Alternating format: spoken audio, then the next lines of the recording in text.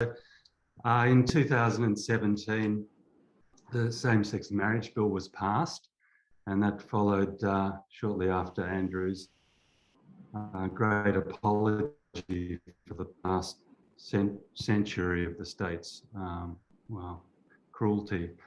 At that time, the VPC organisation, fledgling not-for-profit, was organised, and they decided to try to build a Pride Centre, and they begged, borrowed and stole to make this happen, and they're still doing it to finish it.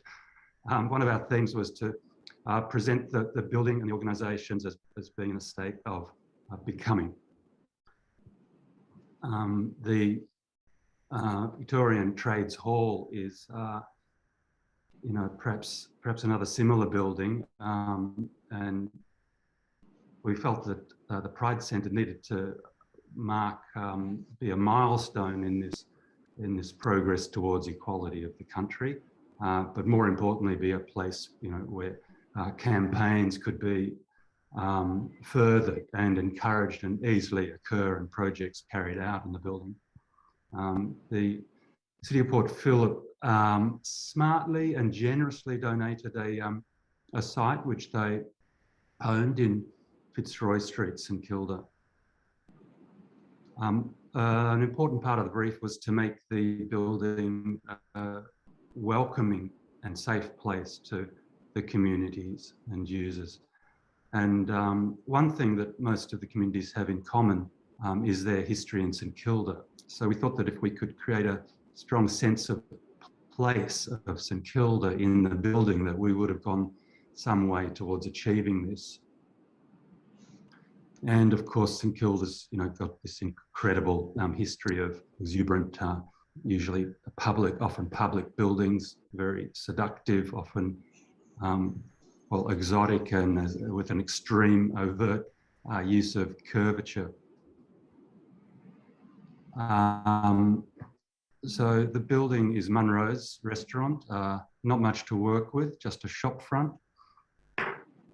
We learnt from other projects in the street, Leo's giant pop-lettered facade, and of course learned from Alan Powell. Alan Powell passed away 2 days ago, and he looms very large in Melbourne architecture, in St Kilda architecture in particularly, and in this building of ours.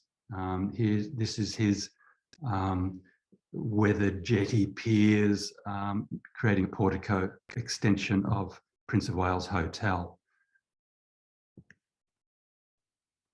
We used a bundle of tubes to create this sense of both emergence and St Kilda. The site's an L-shaped plan. There was a car park out the back which had to keep running underneath the building, public car park. So this is the maximum building envelope through which the tubes are taken, and we've then extracted what needs to be extracted to accommodate all of the programs and civic needs and so forth. For instance, the scalloping out the back for the existing peppercorn trees, and we excavated a big atrium within the building to create a heart. Most of the building is very outward looking, but we wanted to create somewhere where everyone looked to the centre. So this took the form of an ellipsoid. It sort of references the cupolas and domes of St Kilda. But the exciting thing, interesting thing is when you take the geometries through one another, like a Gordon Matter Clark cutting, where he actually took tubes of space through buildings.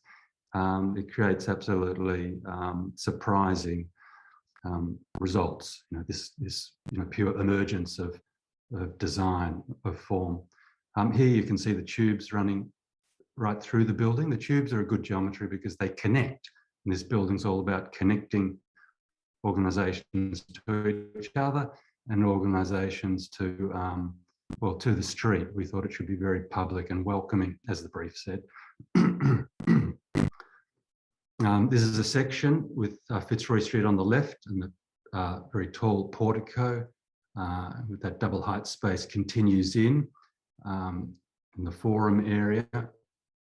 And you can see the atrium connects the building vertically. So the elevators and stairs and public facilities, toilets, etc., come off here, and all the tenancies circulate from this space to the perimeter of the building. We designed the building as a green star, so it has had very high ambitions. Of course, at the last minute, you know, the extra $1 million it cost just to have it certified, you know, broke the back of this this underfunded building. So the initiatives are all there. They're built. The hardware's there. It's just not yet accredited. The plan, I'll just show a couple of plans. So the big workspace out the front, shared space. There's a gallery sort of corridor down this side from the airlock, and the cafe is being built at the moment, and that'll spill out onto the street. So this is a big blurred entry, which should help it to be very welcoming to all sorts of people who might just want to sneak in for a look. It's open to the public. Okay, so towards the back of the building, I'll just say that there's the multifunction space which opens onto the bar that's we're raising funds for, and one of the many meeting rooms. The building's largely a conference centre that people rent the spaces. This is a discreet entry into the building for those that don't want to be seen walking in the front door. There's private health centres on the upper floors. This is the first floor plan, and well, it shows some of the smaller tenancies. Shows the radio station Joy FM is -18 for the teenagers. There's a family room, multi-faith, switchboard, all sorts of things. And you'll see here in the architecture that they're starting to have some expression jostling in plein air. And you know, following this idea of emergence, the facades of the smaller tenancies have a sacrificial layer of timber so that people can add what they want without damaging the building. An important part of the building was this portico. We fought pretty hard for it, and the client refers to it as the LGBTQI plus town hall sometimes. The terraces have vegetation, you know, vines growing across arbours and native trees. So this is tying into Alan Powell's story of the unravelled St Kilda, the mansions which let the light in as they crumbled and got subdivided and allowed other life in. Here's a view through the portico showing the connectiveness of the tubes. The garage door that's slid up here, it's up every day where the weather allows. It's a great blurring of the street. The gallery corridor that leads you straight down to the atrium. You'll see lounge chairs. It's part lounge, part shared workspace for anyone that wants to come in. Here's an earlier shot. You'll see carvings, this coexistence of activities and functions in the building, and the carving out of the vaults to make that possible. Very robust, tough space. The armature of circular blades is there for the life of the building. It's integral. It's the structure. One of the event days, you can get a sense of the kind of layering and coexistence. You see the lockers in the background that came out of community consultation.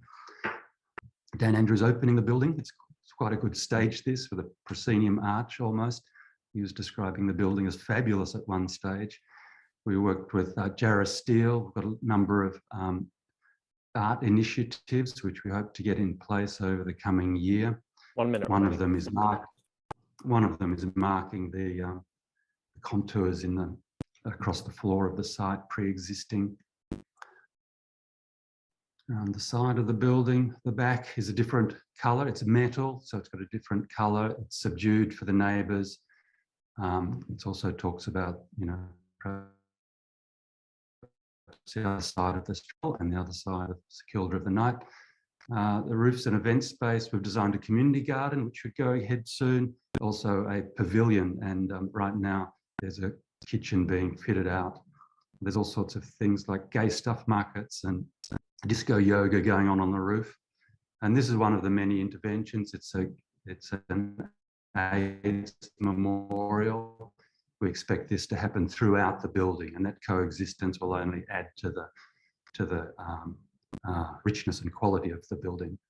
So anyway, we hope we've gone some way to creating a kind of a milestone to this, pretty important time in our culture, but more importantly, create a very welcoming space.